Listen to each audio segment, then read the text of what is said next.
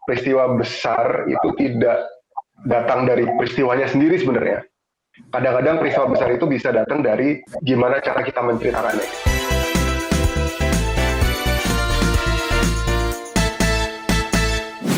Halo, selamat ketemu lagi di Sore Senja. Kali ini tamu kita adalah Dita Alangkara. Hai Dit, apa kabar Dit?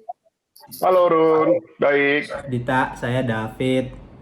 Terima kasih udah Hai, mau David. ngobrol-ngobrol santai di sini.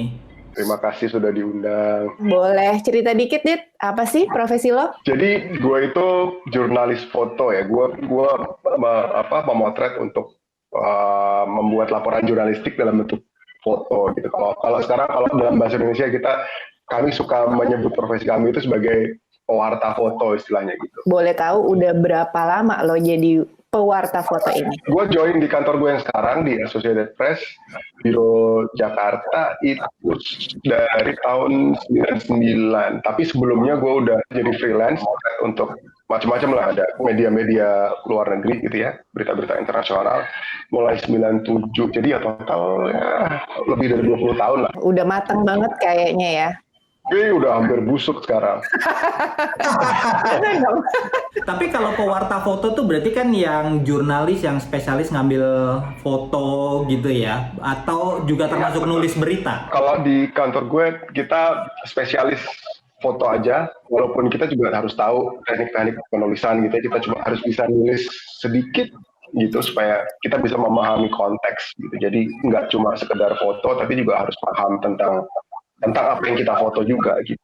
Oh, boleh ceritain dikit nggak Dit? Lo tuh kuliah apa sebenarnya Dit? Jurusan kuliah gue itu komunikasi politik sebenarnya. Udah hobi foto maksudnya? Udah dari kuliah atau kapan? Belajar motret itu dari sejak SMP, tapi beneran tertarik ya awal-awal kuliah lah gitu. Karena di kampus gue ada klub fotografi juga gitu, dan ada mata kuliah fotografi. Jadi gue menganggap gue mulai belajar serius fotografi itu waktu kuliah. Apakah jadi fotografer itu udah jadi cita-cita pas lo mau apply kuliah komunikasi politik? Enggak. Bayangan gue kerja di agensi iklan atau jadi praktisi PR gitu sebenarnya. Jadi jurnalis itu kebetulan banget sih waktu itu, coincidence sekali. Karena waktu itu lagi rame-ramenya tahun 98 ya. Tahun 98 banyak demo mahasiswa di Jogja dan di mana-mana. Gua kebetulan waktu itu masuk dalam media kampus ya. Gue kuliah di UGM, dan di situ gue belajar lebih banyak tentang jurnalistik. Dan kebetulan situasinya juga pas, ada banyak yang bisa diliput, demo mahasiswa, turunkan orde baru dan segala macam gitu ya. Dan Indonesia waktu itu jadi berita lumayan besar di dunia gitu ya. Gua melihat banyak wartawan datang ke Jogja untuk meliput. Gua lihat banyak wartawan-wartawan asing juga, nama-nama besar waktu itu yang gua nggak kebayang bisa ketemu mereka gitu ya. Dari situ gua makin tertarik untuk jadi fotojurnalis. Bukan apa-apa, karena ngelihat mereka kayaknya keren gitu ya. Gitu ada tembak-tembakan di situ, mereka bukannya menjauh tapi malah mendekat dengan segala macam mental gangho-nya itu yang gue sebagai anak muda waktu itu, wih gila keren banget gitu ya. Iya. Lo setelah hampir 20 tahun ini, pada waktu itu lo balik lagi gitu, lo bilang gila keren banget tuh jadi wartawan. Lo alami 20 tahun ini keren gak Dit? Seru sih awal-awalnya gitu ya, karena profesi ini membawa gue ke tempat-tempat yang orang lain bahkan kebayangin aja nggak pernah gitu ya. Jadi tiap hari itu, tiap saat gue melakukan hal-hal yang berbeda gitu, nggak ada bosannya sebenarnya. Yang paling jauh pernah kemana Dit? Ke Rusia kali ya paling jauh ya. Terus buat contoh aja, mungkin beberapa tahun terakhir gue bolak-balik ke Korea Utara. Gampang ya masuknya ya ke Korea Utara ya? Enggak juga sih, kan jurnalis justru sebenarnya malah susah banget masuk ke Korea Utara. Cuma kebetulan tempat gue kerja, EPI itu kita punya kantor di Pyongyang. EPI itu media barat pertama yang diizinkan untuk buka kantor di Korea Utara. Dan sejak 2018 gue ditugaskan untuk meliput Korea Utara. Jadi udah bolak-balik, gue lupa berapa, 12, 13, 14 kali mungkin ya. Di fotografi itu secara karir ada jenjangnya nggak sih, Dit? Kalau jurnalis kan ada yang jadi staff di sebuah media, kayak gue. Ada juga yang freelance gitu ya. Kalau kita kerja di sebuah institusi media, tentunya ada jurnalis, biasanya ada hampir sama lah, mungkin ada trainee, ada jurnalis junior, senior, nanti ada mungkin kalau dia bisa masuk struktur mungkin dia dapat jabatan sebagai redaktur, editor istilahnya, dan seterusnya lah gitu. Kalau untuk freelance ya mereka bebas aja gitu, mau mengembangkan karirnya sendiri. Mereka mau menjadi seberapa besar itu ya terserah mereka sendiri, terserah kreativitas mereka sendiri. Kenapa lo memutuskan akhirnya masuk institusi? Apa memang better dari menjadi freelance? Waktu itu sih, waktu gue nyemplung ke situ, menurut gue iya, karena menurut gue tempat yang ideal untuk belajar. Kita punya reach-nya ke seluruh dunia gitu ya, dan pekerjaan yang kita lakukan itu benar-benar jurnalisme yang sangat solid gitu ya. Kita benar-benar mengerjakan produk-produk jurnalistik dengan standar tinggi gitu ya. Jadi menurut gue itu tempat yang sangat ideal untuk belajar gitu. Oke. Dan sampai sekarang juga masih sebenarnya, masih setiap hari gue masih belajar hal-hal baru juga. Walaupun akhirnya gue sadar bahwa ternyata gue kelamaan juga di sini ya. Jadi tiba-tiba gue nyadar, gue ternyata udah sangat highly specialized gitu loh. Fotografi jurnalistik, tapi fotografi jurnalistik yang di sebuah international wire agency gitu. Oke. Yang kita lakukan itu berbeda dari yang teman-teman gue lakukan di koran atau di majalah gitu. Karena kan mereka punya agenda sendiri-sendiri, punya style sendiri-sendiri. Gue tidak bisa melakukan itu. Karena gue melakukan kerjaan gue itu untuk mereka juga gitu loh. Lo bisa ceritain sedikit nggak, apa sih bedanya pada saat lo jadi freelance dan lo masuk institusi buat mereka yang suka fotografi dan mau cari karir di sini? Gue rasa kalau di institusi sekarang agak kesempatannya mungkin agak terbatas ya, gitu ya. Kalau sekarang ya? Ya, karena menurut gue dunia media itu sedang berubah gitu, berubah. Ya namanya juga disruption era ya, gitu. Ini sedang ada disrupsi besar-besaran gitu. Dibilang hancur juga enggak juga gitu. Mungkin gue menempatkannya sebagai sedang mencari bentuk baru gitu. Apalagi fotografi ya. Sekarang dunia fotografi itu udah sangat demokratis sekali gitu. Semua orang punya akses terhadap alat fotografi.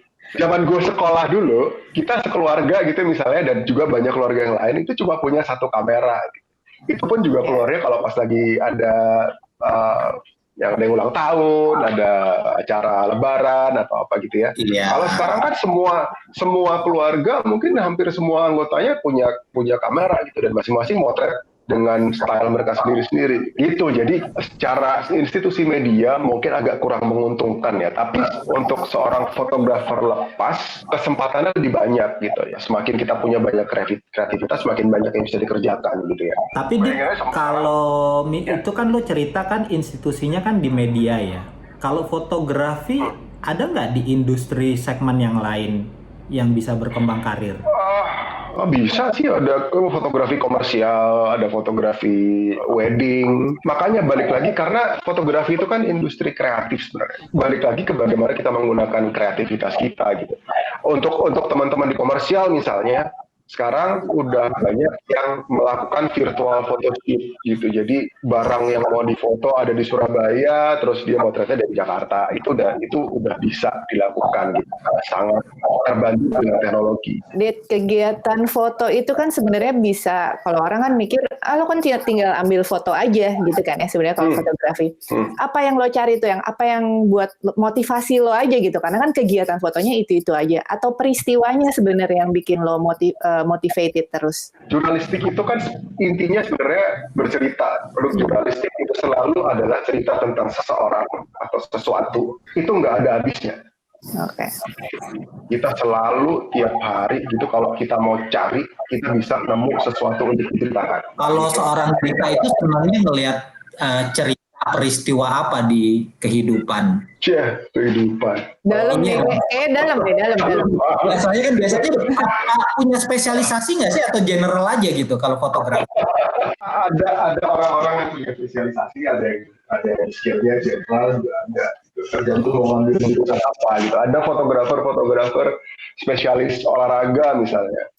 Ada yang spesialis portrait, macam-macam sih sebenarnya.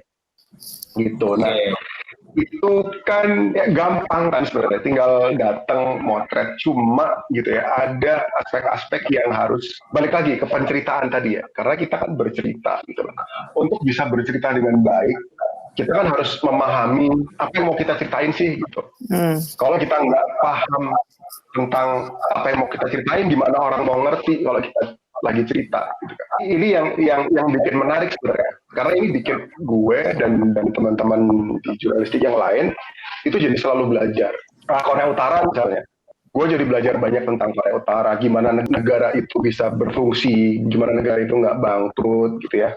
Gue jadi belajar. Jadi setiap yang bikin nggak bosen justru itunya gitu loh. Research-nya ya. Jadi lo sebelum melakukan foto, lo melakukan ibaratnya studi gitu ya di balik cerita itu ya. Gini, sebenarnya kalau kita motret fotografi, motretnya sendiri itu kan cuma mungkin 20-30% dari seluruh aktivitas fotografi. Proses yang lebih panjang justru adalah akses. Kadang-kadang begitu susahnya cari dapat akses untuk masuk ke sebuah lokasi misalnya buat motret. Riset tadi juga bisa jadi sebuah proses yang panjang dan macam-macam lah, masih banyak lagi sebenarnya. Dit, kalau lo boleh cerita apa sih ups and down-nya lo resiko pekerjaan ini apa nih? Senangnya sih ya tadi ya, gue dari tadi udah ngomong mulu tentang bahwa bagaimana pekerjaan ini membawa gue ke tempat-tempat yang cuma kadang-kadang selain tempat-tempat yang menarik juga cukup sering lah tiba-tiba berada di tempat yang agak berbahaya misalnya. Tempat-tempat yang dulu sengaja makin bahaya makin gue datengin gitu. Cuma sekarang akhir-akhir ini setelah usia bertambah, lalu gue punya anak, punya istri, itu juga jadi mikirnya jadi 2 kali gitu ya. Jadi itu down-nya resiko pekerjaan ke daerah-daerah yang dalam tanda kutip mungkin ada berbahaya gitu ya, Dit ya? Itu yang jadi downs-nya ya? Sekarang sih gue melihatnya sebagai downs-nya, kalau dulu enggak. Dulu enggak, ya. Jadi mungkin termnya 10 tahun pertama tuh lo cari. 10 tahun pertama itu menyenangkan sekali buat gue, karena gue melihat action itu di mana-mana gitu. Kalau dulu seru ya, menegangkan gitu. Iya, Aceh, Ambon, Timor Leste gitu ya. Jadi sebenarnya lo sebagai fotografer tuh nggak tahu sih, gue berharap ada peristiwa bersejarah segede-gede gitu ya. Sekarang kan apa ya, Dit ya, hitungannya? Enggak sih kalau sekarang. Ya? Jangan dong. Jangan lo berdoa lagi. Capek sekarang. Enggak sih. Ya gitu sih, tempat-tempat beresiko itu juga tergantung perspektif lu sebenarnya. Lu mau melihatnya sebagai ups atau downs itu bisa. Itu ada 2 sisi di situ gitu. Cuma pengalaman yang lu dapet itu luar biasa. Apakah kalau orang jadi jurnalis itu lebih didorong sama passion, sama hobi, atau sama idealisme kah? Ya, menurut gue ya, gue belum pernah ketemu orang yang jadi jurnalis karena nggak sengaja. Karena nggak sengaja. Maksudnya pasti sengaja dia nyemplung ke profesi itu. Oh, ya udah, dan dia mencintainya dan dia tinggal di situ selamanya gitu. Ya, berarti kan passion ya. Apa sih yang lo bisa sebut beberapa lain karakter dari seseorang supaya resilient jadi fotografer itu, Dit? Lo mesti jadi orang yang seperti apa gitu? Ya, lo harus mencintai apa yang lo lakukan ya. Itu yang paling penting ya. Ada lagi nggak selain itu? Gitu aja. Lo tidak ikhlas, tidak suka, nggak cinta dengan apa yang lo lakukan ya, lo tidak akan pernah jadi besar di situ. Kalau misalnya datangnya dari mencintai, apakah pernah ada rasa bosan, Dit? Akhir-akhir ini agak bosan ya sebenarnya, jujur gitu ya. Karena menurut gue kerjaan ini tidak seseru yang dulu lagi gitu ya. 10 tahun pertama lebih banyak action jelas gitu. Sekarang di Biro Jakarta yang membawahi Indonesia dan Timor Leste, region ini ya sekarang jauh lebih stabil dari dulu gitu. Jadi secara jurnalistik agak tetap ada hal-hal menarik, cuma gue harus lebih banyak mikir untuk menggali dan menemukan hal-hal itu. Oh, jadi karena jumlah peristiwa besarnya nggak semenarik, seheboh yang dulu? Ya, kalau dulu kan memang kejadiannya udah besar gitu loh. Kalau sekarang itu kan, jadi peristiwa besar itu kan bisa, gue mengutip ada teman gue namanya Windy Aristanti. Dia bilang peristiwa besar itu tidak datang dari peristiwanya sendiri sebenarnya. Kadang-kadang peristiwa besar itu bisa datang dari gimana cara kita menceritakannya, gitu. Gimana cara kita menggali cerita di balik sebuah peristiwa yang sepele sekalipun, dan kalau kita bisa menemukan sesuatu yang besar dan kita menceritakannya dengan benar, kita bisa mendapat sesuatu yang besar dari situ. Berarti lu mungkin kurang bisa lebih ngerasain ada nya gitu ya, yang bikin semangat kayak dulu, atau ada hal yang lain? Gue tetap enjoy sebenarnya, enjoy untuk mencari sesuatu untuk dilaporkannya, untuk diceritakan kembali. Gitu ya. Nggak perlu jauh-jauh sebenarnya, di sekitar kita juga banyak sebenarnya yang bisa kita ceritakan, yang orang lain boro-boro orang kita sendiri pun kadang-kadang nggak ngelihat gitu, tapi ternyata ada banyak cerita di situ. Itu asiknya sekarang di situ sebenarnya. Secara action mungkin kurang, tapi secara eksplorasi itu proses yang nggak berhenti buat gue. Dit, gue pengen nanya aja pribadi, nggak ada ini aja sih. Lo udah pasti hasil foto lo nih udah banyak banget ya, Dit ya. Lo nggak berpikiran untuk membuat itu jadi buku ya, Dit? Gini, kalau dalam kerjaan gue itu, karena gue adalah staff dari sebuah media gitu ya.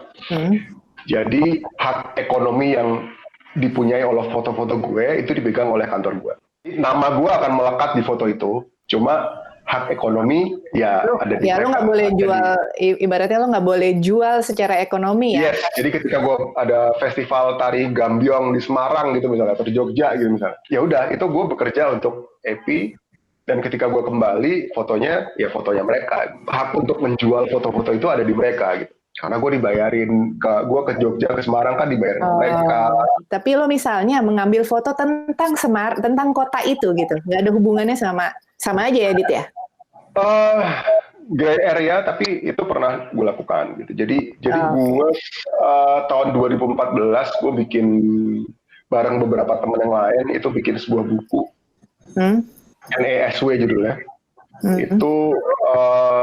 Itu kumpulan foto-foto dari handphone. Oke. Itu kami berempat, itu fotografer jurnalistik semua, gitu ya. Dan itu untuk ngakalin itu sebenarnya. Gitu. Karena foto-foto yang gue pakai dengan kamera DSLR gue, dengan kamera dinas gitu ya, itu kan buat tempat gue kerja gitu.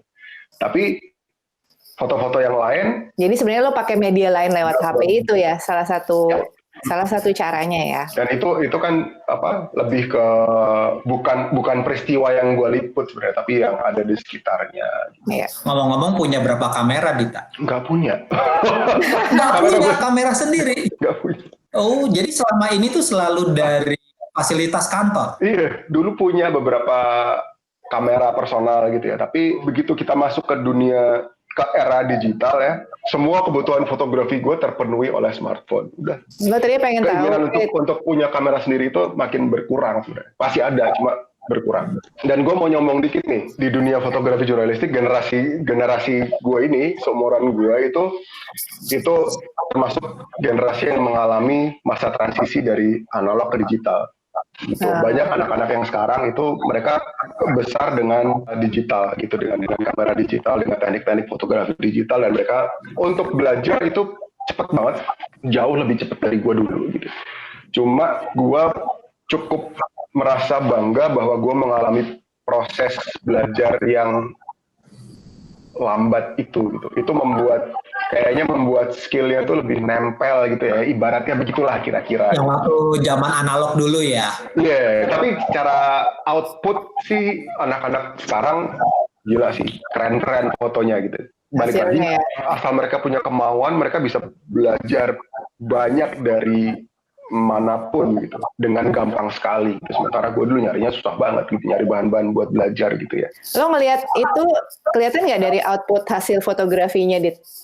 Misalnya dari generasi lo dan generasi yang kelihatan dari outputnya. Kelihatan banget. Jadi lo bisa menduga ya, sampai hasil dua foto itu bandingin gitu, ini pasti anak muda nih yang ngambil nih gitu. Kadang-kadang bisa juga, kadang-kadang kelihatan gitu. Karena itu tadi gue bisa ngelihat, karena apa sih di dunia jurnalistik ini, dunia fotografi, mungkin sebenarnya apapun ya, apa sih yang orisinil di dunia ini gitu ya. Mungkin hampir nggak ada gitu, semua adalah pengulangan aja gitu. Iya. Siapa yang bilang, Salvador Dali ya, yang bilang bahwa kalau lu mencoba terlalu keras untuk jadi orisinil, lu tidak akan pernah bisa menciptakan apapun. Oke. Nah, dalam konteks karya jurnalistik, ya kadang-kadang itu sangat terlihat sekali gitu dari sebuah, gue ngelihat karya anak-anak muda zaman sekarang itu, kadang-kadang gue bisa ngelihat gitu, ini referensinya adalah si itu. Teknik dia pakai tekniknya James Nahuel atau tekniknya siapa, ketahuan gitu ya. Nah itu mungkin keunggulan generasi gue. Kami lebih punya referensi banyak ya. Banyak referensi ya. Bukan gitu. Mungkin gue benerin. Gue tahu lebih dulu. Gitu aja. Iya, benar. Karena umur lo, sorry kalau umur gue 31 tadi. Gue tahu duluan. Itu aja sebenarnya ininya apa? Ya, karena udah hadir. Gue menang jadi tahu duluan. Gue menangnya di situ aja sih sebenarnya. Iya. Oke. Tadi tuh kan pernah meliput Sochi, Olimpiade, atau juga pernah ke Korea Utara. Mungkin salah satu gitu kalau boleh cerita dari yang menarik dari jurnalis foto tuh waktu itu gimana ceritanya? Aduh, banyak yang menarik. Kalau Sochi itu ya gue sebagai seorang anak tropis, ini anak daerah tropis gitu ya. Satu, dari sejak mau berangkat tuh nyari baju segala macam itu, gue kan nggak tahu gitu. Sedingin apa gitu loh. Musim dingin biasa gue masih bisa bayangin, tapi ini Olimpiade musim dingin kan pasti. Minus berapa Dit? Kalau boleh tahu Dit? Nah, ternyata Sochi, Olimpiade musim dingin di Sochi, Rusia, itu adalah Olimpiade musim dingin paling anget sepanjang masa. Jadi ya walaupun buat ukuran anak tropis ini itu masih dingin juga ya. Cuma untuk minus 7, minus 10, minus 11 gitulah. Itu paling hangat ya Olimpiade musim dingin. Iya, cerita orang-orang yang emang biasa ngeliput Olimpiade musim dingin ya, mereka tuh buka jaket. Gitu. Serius? Iya, this is summer games gitu. Summer games. Tapi Dit, ada nggak sih satu negara boleh atau satu peristiwa yang kalau lo disuruh balik lagi lo mau tuh gitu? New Zealand.